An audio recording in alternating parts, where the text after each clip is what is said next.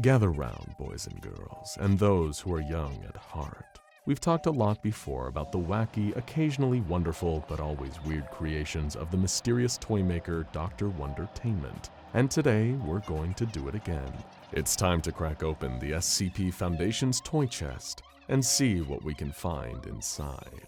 Dr. Wondertainment's inventions have been attracting the attention of the Foundation for quite some time, and with good reason. Whoever or whatever the whimsical, talented doctor is, there's no one else out there producing quite as many anomalous objects and marketing them to children as playthings. These aren't the toys you'll find in your neighborhood store or on someone's Amazon wish list. There's SCP-445, the super paper that comes alive in the form of whatever you fold it into.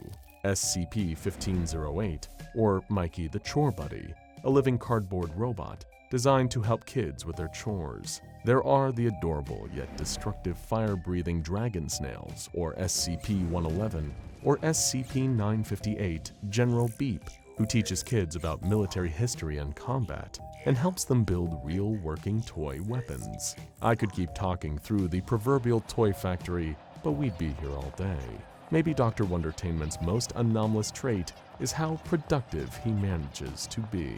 I can barely send a single email without 3 cups of coffee, but enough about me. One of the most well-known Dr. Wondertainment creations is the Little Misters line, a series of humanoid playmates with a variety of different traits. We've covered the Little Misters here on SCP Explained before, but let's do a quick refresh, just in case. There's Mr. Chameleon, Mr. Headless, Mr. Laugh, Mr. Forgetful, Mr. Shapey, Mr. Soap, Mr. Hungry, Mr. Brass, Mr. Hot, Mr. Life and Mr. Death, Mr. Fish, Mr. Moon, Mr. Red, Mr. Money, Mr. Lost, Mr. Lie, Mr. Mad, Mr. Scary, and Mr. Stripes. Each of these little misters, from the top hat-wearing fish to the man who can't remember a thing, they're each special in their own way. But wait a minute, looking at them all lined up like that, I can't help but feel like I'm missing something. It seems like a bit of a boys' club, right? And why let boys have all the fun? Well, it seems like Dr. Wondertainment thought the very same thing, because he made a little mister just for girls. Enter Miss Sweetie, the sweetest, pinkest gal around. At first glance, you might mistake Miss Sweetie for an ordinary woman, aside from her naturally pink hair and eyes. No wig or contact lenses here, but like the rest of her fellow misters, Miss Sweetie has more to her than meets the eye. So what lies beneath that candy-coated, sugary exterior? To crack open that hard candy shell and get the truth inside, we'll have to look a few years back to when Miss Sweetie first caught the attention of the Foundation. It all started in a small, unassuming town tucked away in a valley flanked on either side by mountains and thick forests. It was a peaceful place, if a bit boring. The worst thing anyone could remember happening in years was a cheating scandal at the yearly pie bake-off. Then, 10-year-old Nina went missing. Her family was terrified. They called the police right away, but the authorities insisted that it looked like a classic case of a little girl running away from home. After all, she had taken her backpack, her favorite toys, some sandwiches, and bottles of water from the fridge. She would come back home soon, probably later that day, and everyone would be able to laugh about this by tomorrow. But tomorrow came, and Nina still didn't return home. People began to whisper, the way folks in small towns always talk behind each other's backs. Was there some trouble at home? Nina had seemed like such a happy girl, so outgoing, leading her troop in Girl Scout cookie sales every year and singing solos in the school choir. Something must have been wrong, though. Otherwise, where did she go? Then others began to disappear. Tommy Bowers was last spotted walking home from school. He fell behind his friends, stopping to tie his shoe. When they noticed he was no longer with them and went back, he was gone. Then Mikey Paulson vanished on a camping trip in the nearby forest. His father left him alone for a second in broad daylight, just to gather some firewood for later that evening. And when he called out to his son for help carrying it, there was no reply. One boy was catching toads in the creek behind his house when he disappeared. Another was seemingly snatched while walking his dog. The dog, unharmed, ran back home on her own, dragging her leash behind her as she went. It had started with Nina, but now no one could be certain if it would stop. The townspeople began to panic, wondering who would be next, who was taking their children, and why. As it always does in small communities in the grips of terror, suspicion began to grow. Neighbors turned on each other, pointing fingers at anyone who seemed the least bit suspicious. Local police were baffled by the sudden slew of apparent kidnappings. Sure, they had a few potential suspects, an elderly woman with the local kids claiming that she was a witch, a school groundskeeper that just had a generally weird vibe about him, but none of the leads ever went anywhere. There was no evidence found at any of the scenes. Where there were footprints, there were only one set, the child's, leading off into the woods until they could no longer be tracked. Tensions were mounting, and no one could trust anyone anymore. In a town where people had always left their doors unlocked, people were boarding up their windows, pulling their children out of school, and keeping them home at all hours of the day if they didn't, after all. Their child could be the next one to vanish. After a week of nail-biting tension and looking for threats around every corner, the town was treated to a shocking surprise. Nina came home. Casually as you please, her parents saw her come skipping down the driveway, a little dirty and clearly exhausted, but cheerful. They embraced her weeping and she hugged them tight, asking them to please stop crying. "We didn't know where you were," her mother sobbed. "Didn't know if you were okay or..." "I'm fine," Nina insisted. "They let you go?" her father asked. "What? I just got hungry and I missed you, so I came back," Nina explained. "Who took you?" her mother asked. "No one took me. I was visiting my friend," Nina laughed. Her parents stared at her in shock.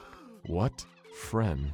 her father stammered. "The pink lady in the woods," Nina said simply, and then she rushed inside to grab a snack and say hello to the family cat. Police came by the house to speak with Nina, and after talking in circle about her friend in the woods and refusing to say that she was kidnapped, she agreed to show the officers where this lady in the woods was. Other than her location, all they could get out of Nina was that the lady was pink, she could do magic, and she had lots of friends. They had no way to know for certain, but they hoped that this mysterious woman would lead them to the missing boys. So that same day, a team of police officers, none of whom had ever seen more action than a parking ticket or a teenage vandal spray painting a wall, set out to recover the kidnapped children from the lady in the woods. It wasn't easy to navigate, following the directions of a child. What exactly did she mean by, "Go past the rock shaped like a butt," or "Look out for those purple flowers I like"? In spite of their obstacles, though, they were able to get their bearings. They realized they were getting close, though close to what, they couldn't quite be sure, when Officer Rita Flynn stepped on something that crunched loudly beneath her boot. "What the?" She lifted her shoe to find a piece of bright blue hard candy broken beneath the sole.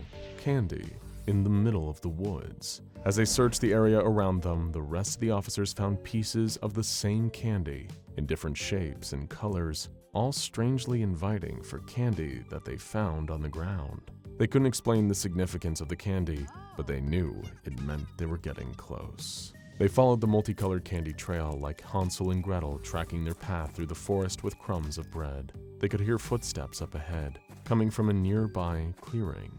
Through the trees, the team of officers could make out a log cabin that looked like it had been abandoned for quite some time. As they drew closer to the cabin and the sounds of activity inside, several of the officers suddenly froze in their tracks. They insisted to be allowed to turn back, to go home. They couldn't explain why, but they knew they needed to leave, that something did not want them there. Officer Flynn, the only female officer in the group, scoffed at her colleagues. She urged them not to be cowards and to keep moving. There were children's lives at stake. This was no time to get cold feet. Still tentative, but feeling thoroughly shamed, the rest of the officers followed Rita towards the cabin. So far, so good. No sign of the missing boys, but no sign of foul play yet either. Then, behind her, Flynn heard Officer Simon let out a groan of pain. She turned and saw him doubled over, clutching his stomach.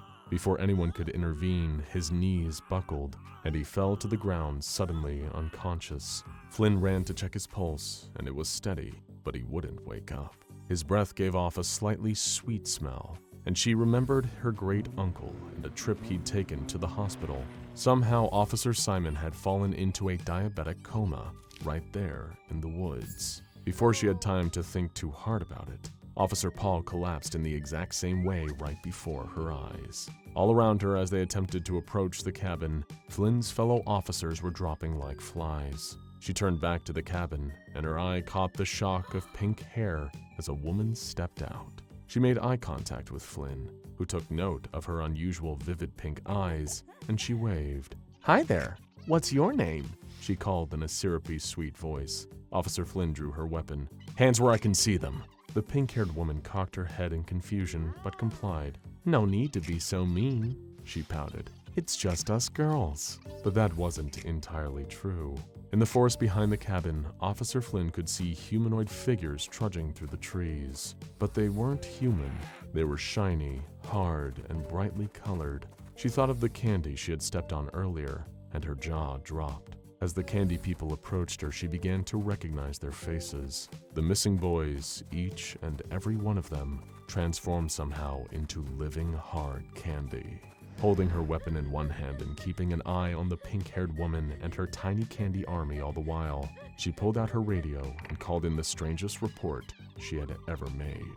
No one in the town, not even the chief of police, had ever heard of anything like this. But fortunately, the police chief knew someone who did. An old friend who devoted her time to investigating cases that were impossible to explain. Less than 24 hours after Officer Flynn made her call, the SCP Foundation was arriving at the scene to collect the candy children and the woman who would become known as Miss Sweetie. Officer Flynn's report, along with an in-depth study of both the hard candy pieces and the hard candy humanoids obtained from the crime scene, offered some insights into Miss Sweetie's abilities. Her presence inherently repels men that come within 50 yards of her, and any man that enters her radius will feel an immense desire to leave and go back in the opposite direction. If he is forced to continue his approach, then he will begin to feel ill, experiencing nausea, shortness of breath, and severe stomach pain. Finally, he would fall into what resembles a spontaneous diabetic coma. The only way for him to regain consciousness is to be brought back outside of the 50-yard radius. As for the hard candy, Foundation researchers gave one piece to a female D-class and another piece to a male D-class to test the effect it might have on different genders. When the woman ate her piece, she simply chewed, swallowed, and looked at the attending researcher in confusion as if to say, "What, was that it?" When the man ate his piece, however, his body began to undergo a rapid transformation. His blood sugar levels skyrocketed, rendering him immobile almost immediately.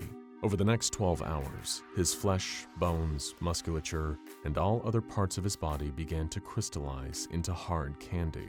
When the transformation was complete, the new entity attempted to free Miss Sweetie from her containment. He was neutralized using a flamethrower, which melted the sugar of his body down into a sticky puddle.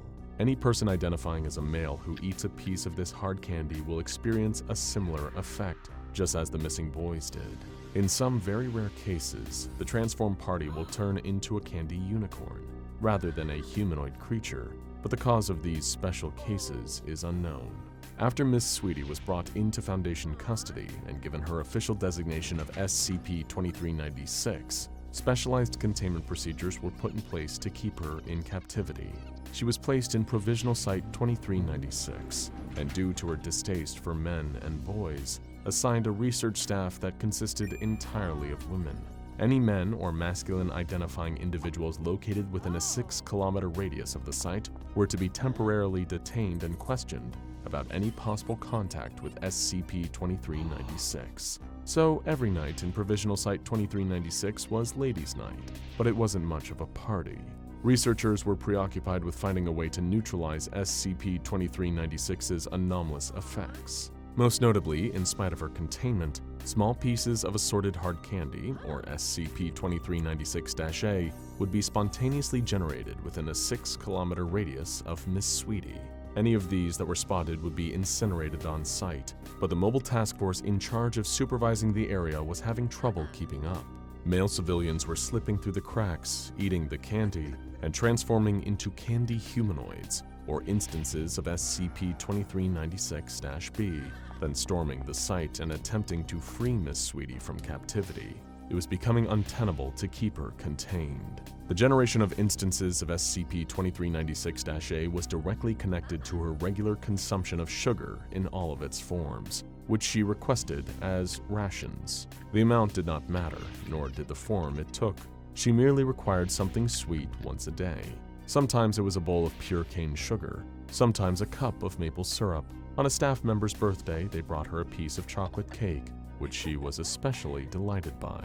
Eventually, they settled on a single liter of glucose syrup once a day, hoping it could slow things down by eliminating any whimsy or variation from the feedings. Every time, without fail, more instances of the anomalous candy would manifest soon after SCP-2396 ate her meal. There was talk of starving her to see if this could mitigate the generation of candies, but when denied sugary foods, Miss Sweetie would double over in pain, wailing about the agony she felt. The head researcher at the provisional site was horrified by the notion of torturing an anomaly that had done no intentional harm to anyone and insisted they find another way. One researcher, Dr. O'Hurley, proposed a solution. Why not try a sugar substitute? They decided to test it out, giving SCP-2396 a liter of liquid sucralose. While behaving as though it was her ordinary dose of sugar, she accepted it graciously and made no complaints of pain at all.